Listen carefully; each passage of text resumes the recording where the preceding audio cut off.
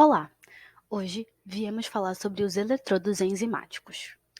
Em análises quantitativas, são utilizados receptores biológicos ativos a um analito e que estão em contato direto com elementos de transdução, sendo denominados eletrodos analíticos, também conhecidos como biosensores. De forma geral, trata-se de uma ferramenta analítica que combina moléculas imobilizadas com transdutores químicos ou físicos para criar uma superfície que permita a medição direta, possivelmente contínua, de um analito específico. Assim, um biosensor combina a especificidade de um componente biológico ativo para o analito de interesse com a sensibilidade de um transdutor para converter o sinal biológico em um sinal elétrico proporcional à concentração do analito.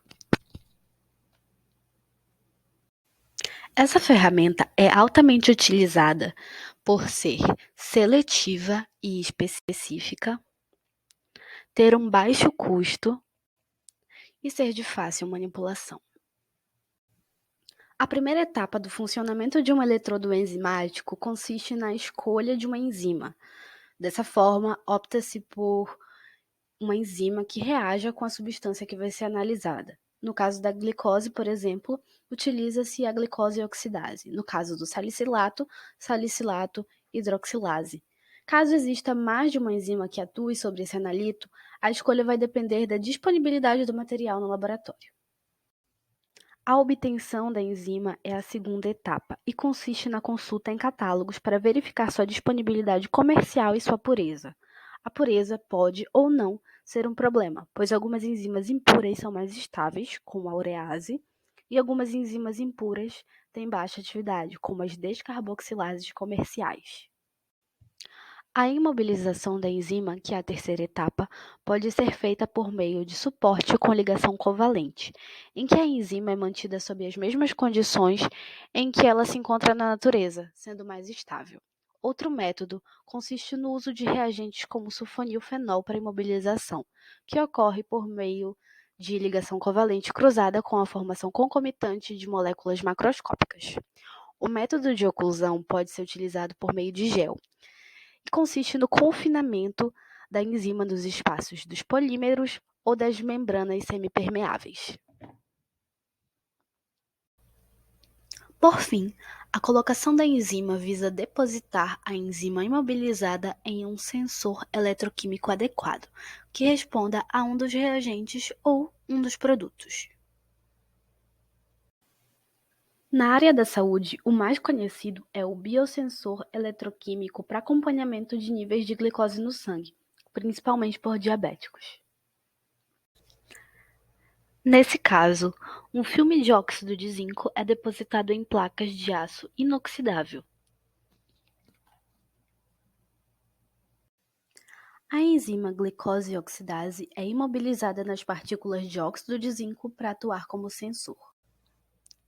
A glicose reage com a enzima imobilizada para produzir peróxido de hidrogênio, que gera um sinal elétrico proporcional à concentração de glicose quando oxidada. A concentração de glicose quando oxidada. Com base nesse método, temos o gráfico A, que mostra uma comparação entre as curvas C e V na ausência de glicose, representada pela linha azul, e na presença de glicose, representada pela linha vermelha. Como pode ser visto, há um claro aumento na faixa de potencial entre 0,7 e 1, que é atribuída à resposta do eletrodo à glicose. O gráfico B mostra a intensidade do sinal elétrico e sua relação com diferentes concentrações de glicose. E o gráfico C mostra a curva de calibração obtida usando valores de corrente 0,8, 0,9 e 1. É importante ressaltar que há uma variação líquida na corrente entre 1,5 e 2,5 milímetros de glicose, o que sugere uma boa sensibilidade do eletrodo em valores de baixa concentração.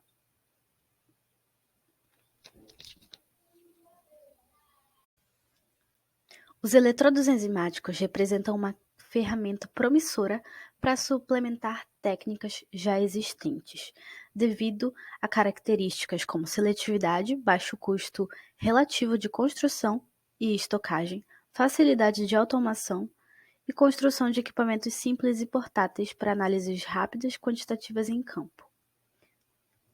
Na área farmacêutica, o investimento em biosensores confere características promissoras para o desenvolvimento de métodos diagnósticos mais rápidos, práticos, sensíveis e específicos, com aplicação nas áreas de análises clínicas, toxicológicas, monitoramento de doenças, tratamentos, dentre outras. As referências utilizadas para a elaboração desse trabalho podem ser encontradas na descrição do vídeo. Agradecemos sua atenção.